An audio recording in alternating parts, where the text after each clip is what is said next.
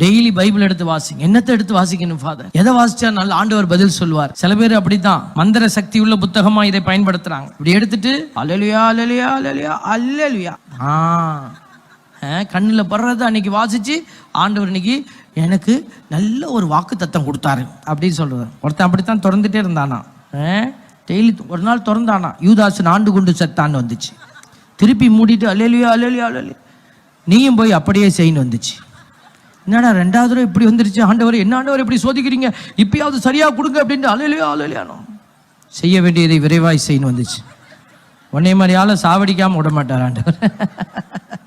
அதான் நான் சொன்னேன்ல, நீ கட்டளை போடக்கூடாது ஆண்டவருக்கு. நீ எடுத்து வாசி, ஒரு திருப்பாடல் எடுத்து வாசிங்க, மத்தேயு நற்செய்தியில் ஏதாவது ஒரு பகுதி எடுத்து வாசிங்க. வாசிட்டு ஆண்டவரே இந்த வார்த்தையெல்லாம் நீங்க உங்களுடைய மகிமைக்கான வார்த்தையை மாறட்டும் ஆண்டவரே அப்படின்னு சொல்லிட்டு போங்க. அவரு உனக்கு பெரிய விடுதலையை வாய்க்க பண்ணுவார். ஹல்லேலூயா.